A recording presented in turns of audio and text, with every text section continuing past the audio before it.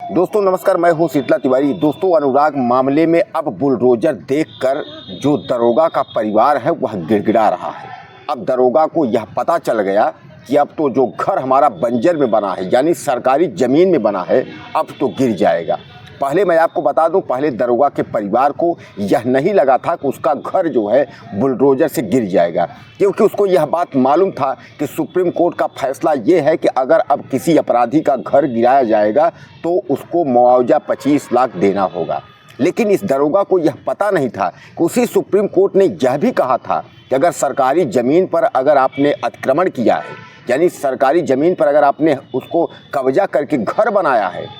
तो उस घर को जो है गिराने में कोई आपत्ति नहीं है, उस पर सुप्रीम कोर्ट का कोई हस्तक्षेप नहीं होगा। यानी दरोगा की जो मकान है वह जो है बंजर ज़मीन में है। जैसा कि आप जानते हैं कि बंजर ग्राम समाज की जो संपत्ति होती है वह सरकारी होती है, और बंजर ज़मीन बिना नक्शे के पास, बिना सरकार की अनुमति अगर इस तरीके की अगर कोई मकान का निर्माण हुआ है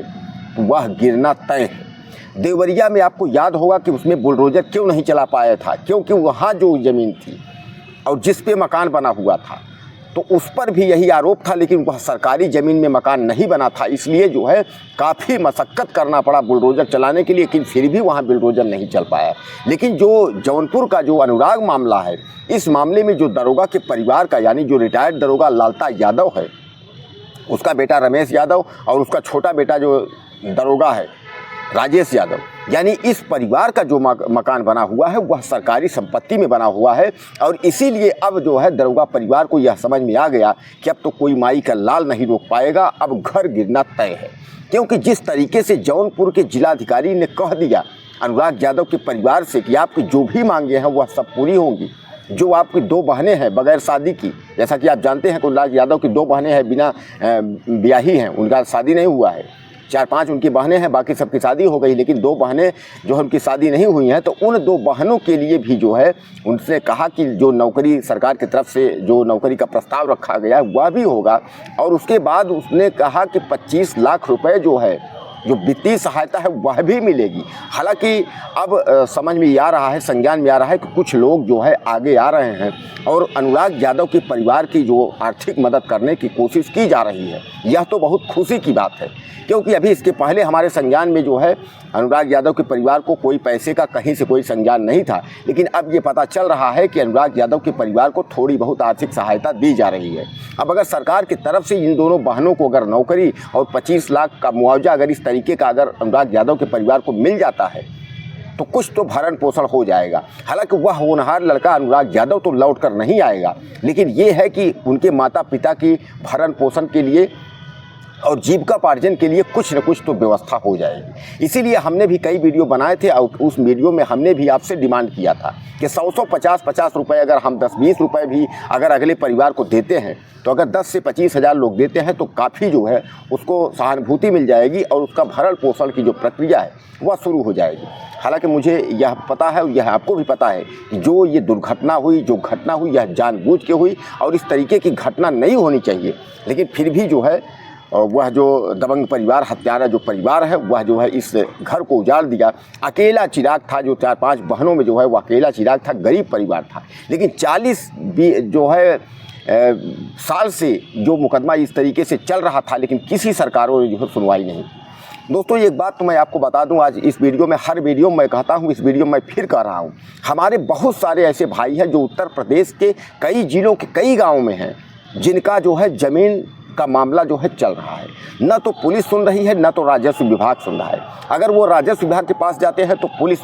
जो है राजस्व विभाग पुलिस के पास भेज देता है, और अगर वो पुलिस विभाग के पास जाते हैं तो पुलिस विभाग राजस्व के पास भेज देता है। ऐसे में जो है जब विवाद हो जाती है ज़मीन कहीं कब्जे को लेकर, कहीं हड़पने को लेकर, क्योंकि हर गाँव में जो है इस तरीके के लोग होते हैं जो कि ज़मीन हड़पने की कोशिश करते हैं। कहीं तो कोई परिवार है, कहीं कोई गाँव का है, कहीं कोई अपना सगा ही है जो कि उसको ये है कि हमारी ज़मीन कम है, थोड़ा और हड़प लें, जबकि उससे कुछ नहीं होगा। अगर 1 बिस्से 2 बिस्से ज़मीन अगर आप किसी का आप हड़प लेते हैं, अगर 1 इंच 2 इंच 10 इंच हाथ 2-4 हाथ अगर आप किसी का ले लेते हैं, उससे कुछ होने वाला नहीं है।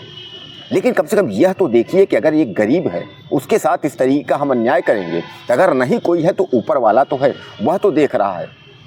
तो आप समझ लीजिए इसी 20 से 2 20 से और 10-5 हाथ की ज़मीन के लिए जो है हत्याएं हो जा रही हैं, और बाद में वही पुलिस और राजस्व जो है वहां पहुंच करके फिर निपटारा करने की कोशिश करता है। अगर यही निपटारा पहले कर ले तो ऐसे जो क्राइम हो रहे हैं उत्तर प्रदेश में, इस तरीके के क्राइम न हो। और वैसे मैं सरकार से भी, योगी आदित्यनाथ वर्तमान में उनकी सरकार है, उनसे भी निवेदन यही करना चाहूँगा,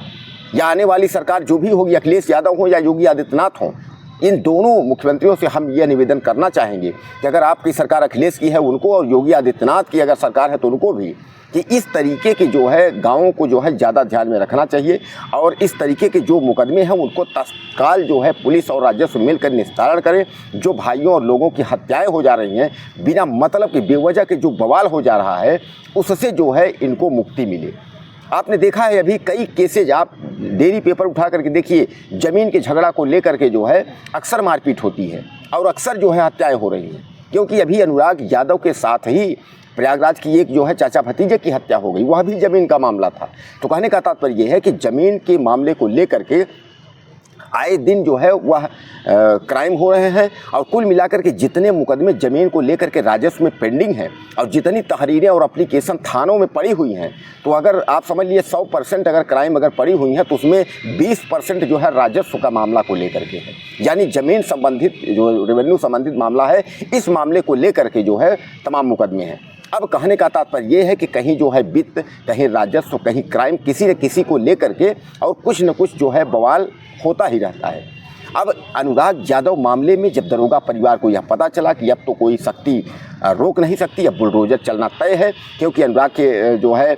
जो हत्यारे लोग हैं यादव, उन परिवार को, दरोगा के परिवार को यह पता चल चुका है कि सुप्रीम कोर्ट का जो मानक था उस मानक में हमारा घर है ही नहीं। सुप्रीम कोर्ट का मानक यही था कि भले आप अपराध किए हो, अपराधी हो, लेकिन सुप्रीम कोर्ट ने कहा था कि सपना होता है किसी का कि हमारा मकान हो, तो एक गलती करे तो उसकी सज़ा पूरा परिवार क्यों भोगे, लेकिन उसके लिए आपका जो घर है आपके संपत्ति में होना चाहिए।